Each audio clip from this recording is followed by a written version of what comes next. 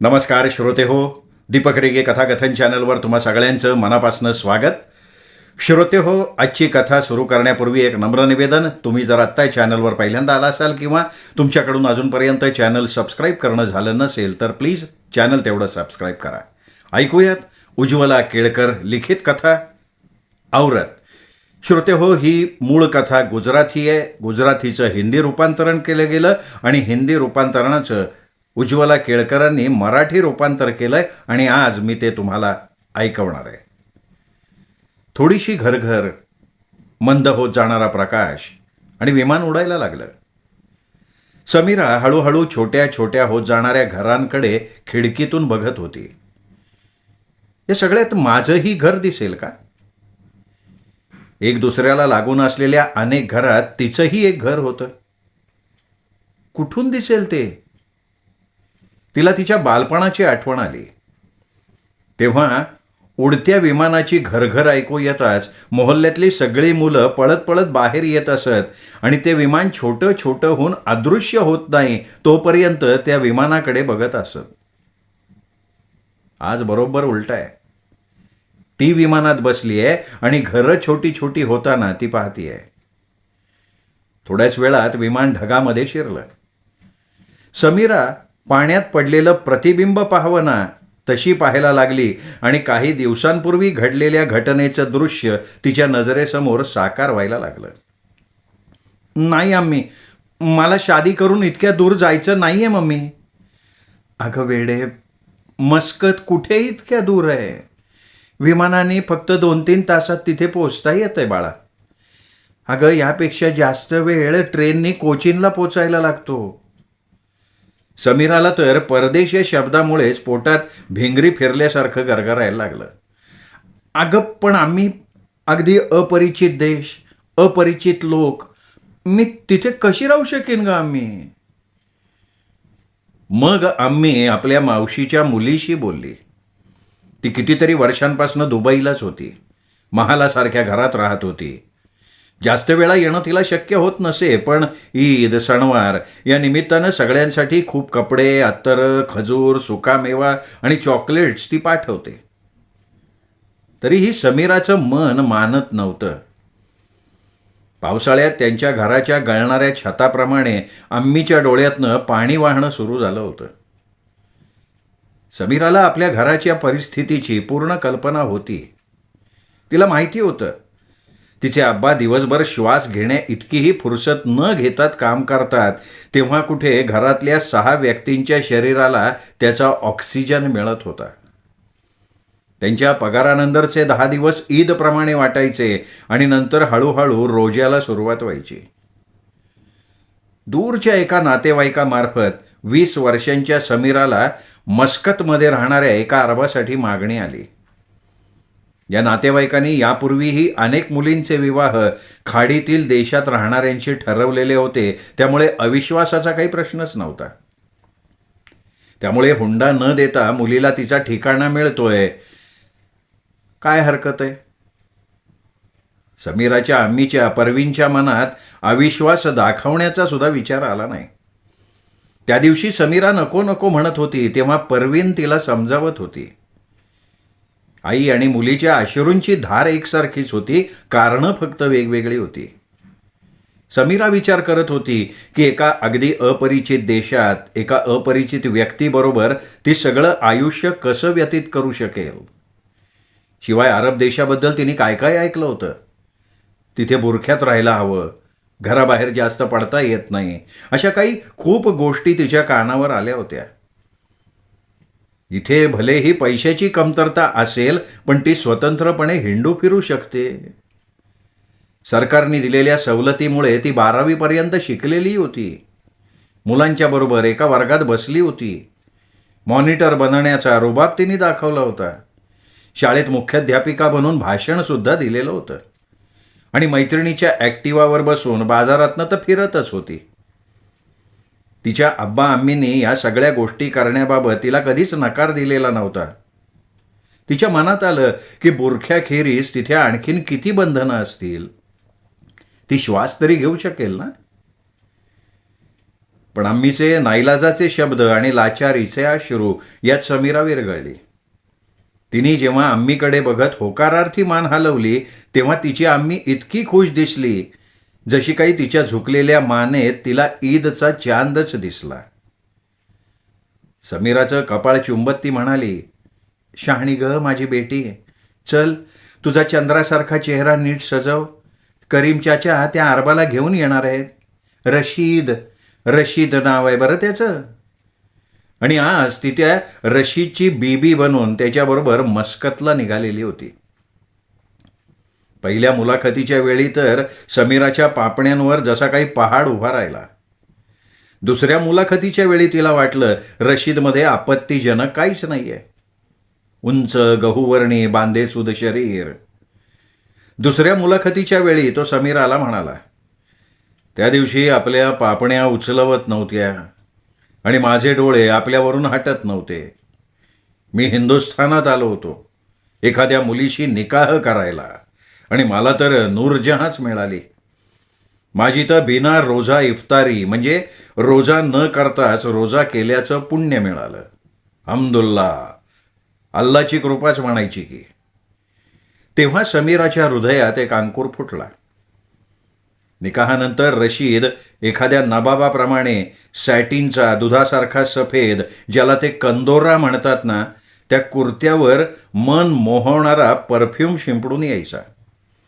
तेव्हा समीरा त्याच्या वयातलं अंतर विसरून जायची.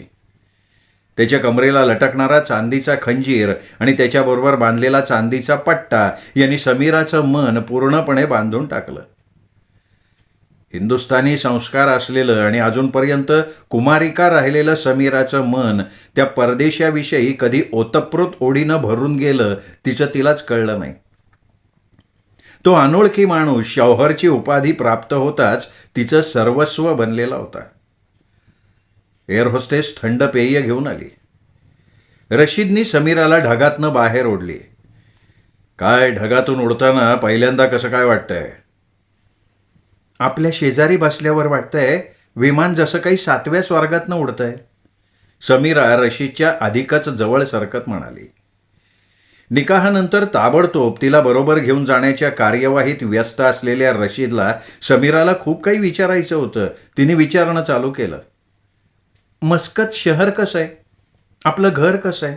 आपल्या घरात कोण कोण आहे?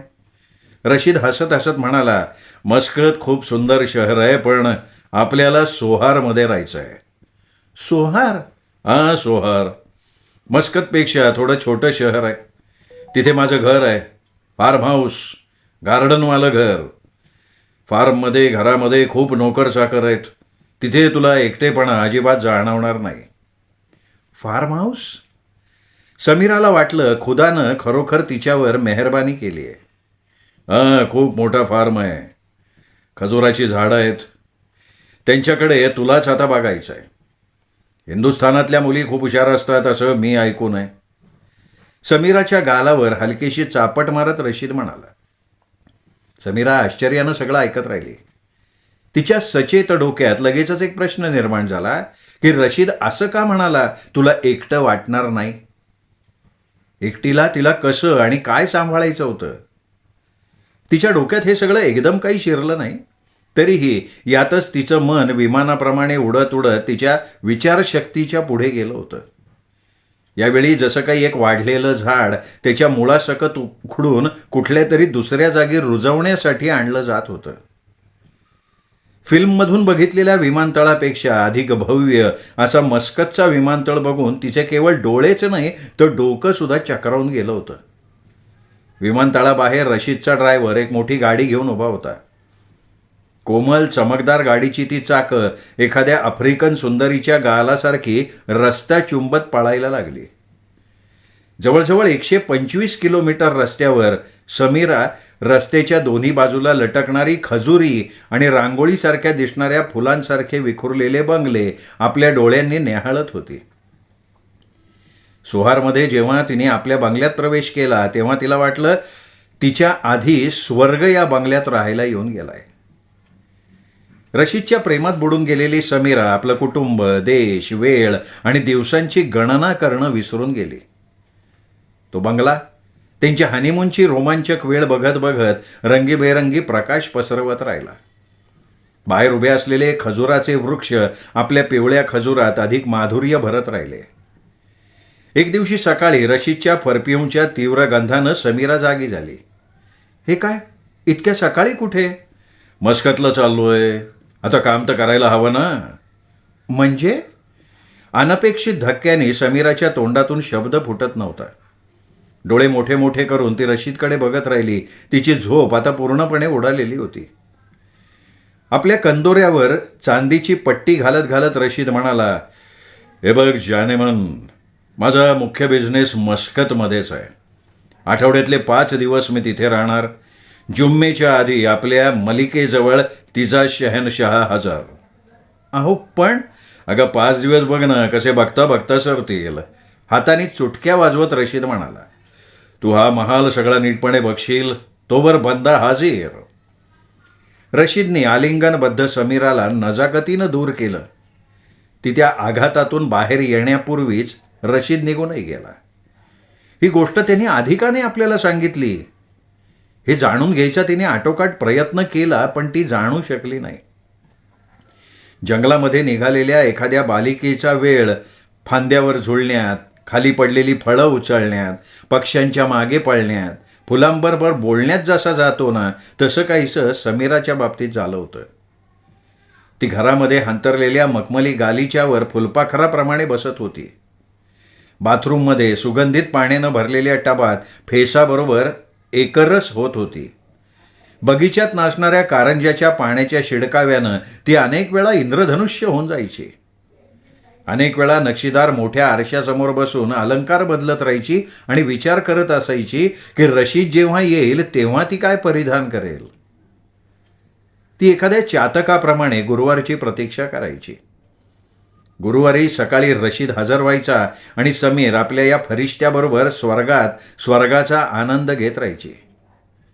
रशीद हळूहळू खजुराच्या कारभाराबद्दल समीराला सांगत गेला आणि चतुर समीरा थोड्याच काळात सगळं काम शिकली.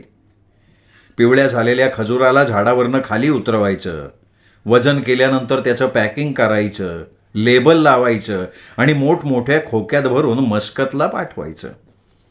ती ही सगळी कामं इथल्या लोकांकडनं चांगल्या तऱ्हेनं करवून घ्यायला लागली. तिथे या सगळ्या लोकांचा मॅनेजर सईद होता. तो केरळहून आला होता. सईद आता तिचा उजवा हात झाल्यासारखा झाला होता. आपल्याच मुलखातून आलेल्या मालकिणीचा त्याच्यावर जो विश्वास होता ना, त्याचा त्याला अभिमान वाटत होता.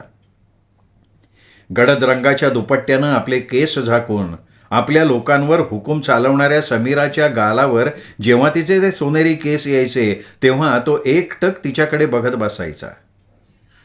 ही सुरमा घातलेली मालकीण त्याला गावात असलेल्या त्याच्या प्रिय बहिणीची आठवण करून द्यायची. एक गुरुवारी रशीद आलाच नाही. सकाळपासून वाट बघणारी समीरा दुपारपर्यंत बेचैन झाली. तिने रशीदला फोन लावला. आपली वाट बघतीये. अरे जानेमन, इथे मला काम आहे. पण रशीदच्या जानेमन या संबोधनात समीराला आज चैतन्य वाटलं नाही. आणखीन काही चौकशी न करता तिने एवढंच विचारलं, पुढच्या गुरुवारी तरी येणार ना? इन्शाअल्लाह.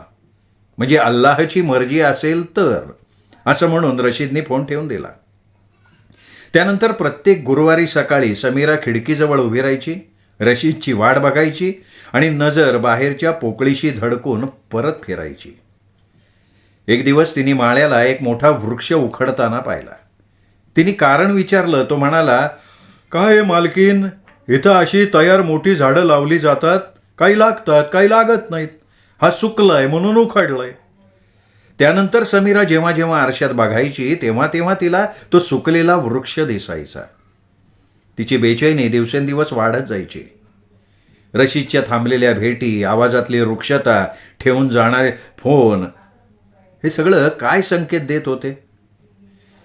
आता तिला मखमली गालीचे, कारंज्याचं पाणी, बागेतली फुलं आनंद देत नव्हते.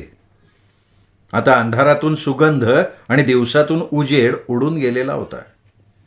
महिन्याहून अधिक काळ लोटला. रशीदला काय तिच्यात अजिबात रसच उरला नव्हता. तिला काय केवळ काम करण्यासाठी इथे आणलं गेलं होतं? हिंदुस्थानी हुशार मुलगी होती म्हणून. एकटे पण आता तिला खाऊन टाकत होतं.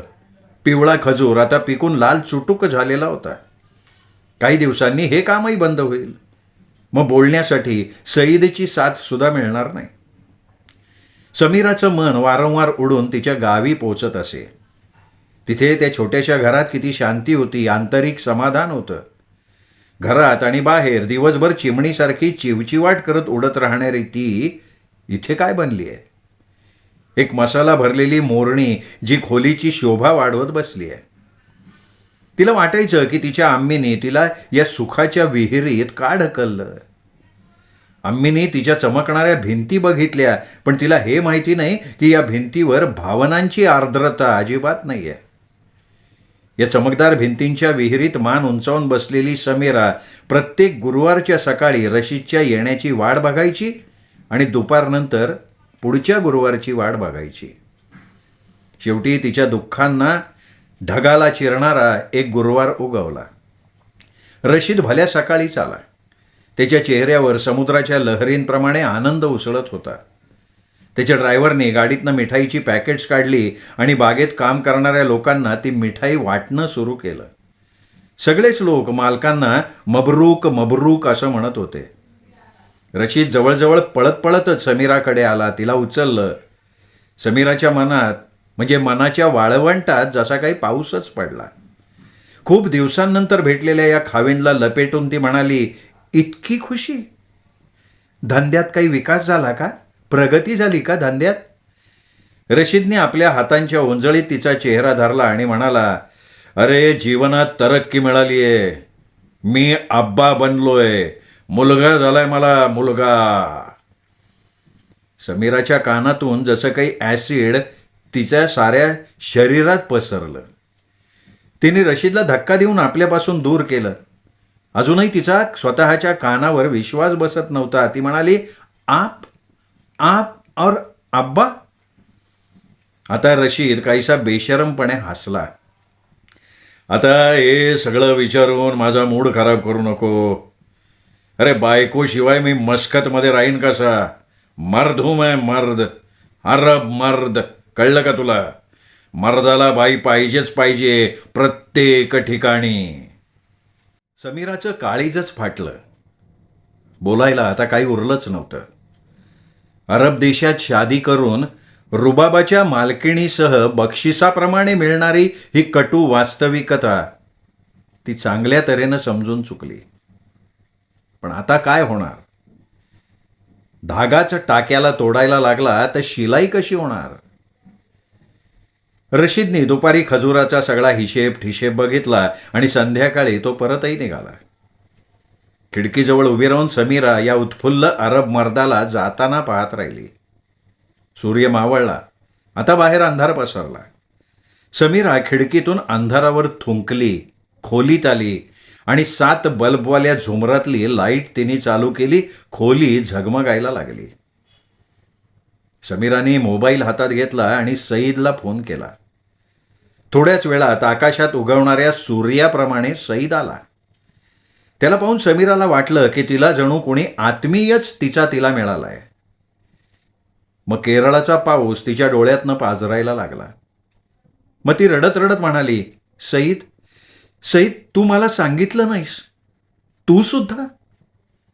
सईदच्या लक्षात सगळी परिस्थिती आली. आपली नजर खाली झुकून तो म्हणाला, आपण खूप निरागस आहात. अहो, हा अरब आहे, अरब. इथे ना पुरुष जिथे राहील तिथे त्याला एक बाई हवीच. समीरा गपचूप ऐकत राहिली.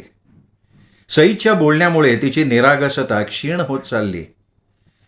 आता मालकाची पहिली ओमानी बायको आपल्या मुळात व्यस्त होत राहील.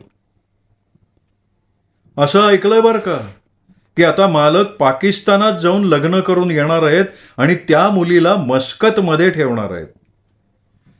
दगड झालेली समीरा कणाकणात विखुरली. त्या कणांना एकत्रित करायला तिला काही काळ लागला. मग सईदच्या डोळ्यात आपले सजल डोळे घालत ती म्हणाली, तुझ्या मालकाने पैशाच्या जोरावर माझं जीवन उद्ध्वस्त केलंय. सईद, मी तुझ्यावर भरवसा ठेवू शकते का? मला इथले कायदे कानून समजावून सांगशील का? सईदाला दिसले 24 तास त्याचा पाठलाग करणारे केरळच्या घरात बसलेले 2 डोळे. त्यांनी होकारार्थी मान हलवली. त्याला वाटलं खुदानी त्याच्यावर मेहरबान होऊन कुणाचं कर्ज चुकवण्याचा मौकाच त्याला दिलाय. त्यानंतर जवळजवळ 1.5 महिन्यांनंतर रशीद आला. नवीन कपडे आणि अलंकारांनी नव्या नवरीसारखी सजलेली समीरा त्याला येऊन बिलगली. ना कुठली तक्रार ना राग. रशीद मनातल्या मनात हसला. बायकांना कपडे दागिने मिळाले की त्यांना काय फरक पडत नाही. शब्दांमध्ये आपलं सारं स्त्रीत्व विरघळवून समीरा रशीदला म्हणाली, दिलबर, आपण खूप काळ येत नाही त्यामुळे इथे परेशानी होतीये. काय बेगम, काय बोला ना, आपल्या सगळ्या समस्या आम्ही दूर करून टाकतो. रशीदला वाटलं ती एखाद्या नव्या दागिन्याची मागणी करेल. आपण न येण्यानं आपल्या घरच्या आणि खजुराच्या धंद्यातल्या लोकांचे पगार वेळेवर दिले जात नाहीयेत. त्यामुळे ते ठीक तऱ्हेनं काम करत नाहीयेत. बघा की खजूर उतरवण्यापूर्वी किती पिकलाय ते. हां, हे मात्र खरं आहे. आपण मंजुरी दिलीत तर मला हा कारभार वाढवायचा आहे. पिकलेल्या खजुरातून बी काढून त्यात बदाम भरून आपण परदेशी पाठवू शकू. रशीदला या हिंदुस्थानी मुलीच्या बुद्धीचा गौरव वाटला. मेरे सरताज, आपण मला इथली पॉवर ऑफ अटर्नी द्या. मग आपण कितीही काळापर्यंत आला नाहीत तरी अडचण नाही काही. रशीदच्या ओठावर आपलं बोट फिरवत समीरा म्हणाली, आपल्याशिवाय मला अजिबात करमत नाही, पण मी आपली आवरत आहे. मला माझ्या खाविंदांची खुशी पण बघायला पाहिजे का नको? हातात घातलेल्या बांगड्या खणखणत समीरानं एक बदाम भरलेला खजूर रशीदच्या तोंडात घातला. त्या नरम खजुराबरोबर तिचं बोलणंही रशीदच्या गळ्याखाली उतरलं. एवढ्या अवधीत या बाईने इथला कारभार मोठ्या कुशलतेने सांभाळला होता. त्यामुळे तिची कुशलता आणि नियत यावर भरवसा न करण्याचं काही कारणच नव्हतं. जर त्यांनी पॉवर ऑफ अटर्नी दिली तर तो पाकिस्तानहून ज्या उमलत्या कळीला आणणार होता तिच्याबरोबर तो आरामात मस्कतला राहू शकणार होता. रशीद शनिवारी निघून गेला. मंगळवारी संध्याकाळी त्याचा ड्रायव्हर आला आणि शरीयतच्या अदालतीचे सगळे दस्तावेज देऊन निघून गेला. आता रशीदच्या सोहारच्या सगळ्या संपत्तीची पॉवर ऑफ अटर्नी समीराच्या जवळ होती. दस्तावेज हातात घेऊन हसणारी समीरा मनात म्हणाली, या मर्दाला प्रथमच कुणी आवरत भेटली. सूर्यास्त झाला आणि आकाशात चंद्र उगवला. समीराने मोबाईल हातात घेतला. सईदला फोन केला. काम झालंय, शेवया बनवतीये, ही खुशी आनंदानं साजरी करूयात. दूर कोणत्या तरी मशिदीत सूर्यास्ताच्या वेळच्या नमाजाची अजान झाली. समीराने दुपट्टा डोक्यावर ओढला आणि देवाला शुक्रिया म्हणण्यासाठी तिने नमाज पढणं सुरू केला. श्रोते हो, तुम्ही ऐकत होतात उज्ज्वला केळकर यांनी अनुवाद केलेली कथा औरत. श्रोते हो, ही मूळ गुजराती कथा लिहिली होती गिरिमा घारे खान अहमदाबाद यांनी. गुजरातीतून याचा हिंदी अनुवाद केला आहे राजेंद्र निगम यांनी आणि त्या दोघांकडनं परवानगी घेऊन या कथेचा मराठी अनुवाद आपल्या लेखिका उज्ज्वला केळकर यांनी केला आहे. कथा कशी वाटली कमेंट करून जरूर कळवा. कथेचा हा व्हिडिओ आपल्या मित्रपरिवारात, कथाप्रेमी नातेवाईकात सर्वत्र शेअर करा. कथेचा व्हिडिओ लाईक करण्याबरोबर तो हाईप पण करा. आणि भेटत राहा दीपक रेगे कथाकथन चॅनलवर अशा उत्तम कथा कादंबरी ऐकत राहण्यासाठी. नमस्कार.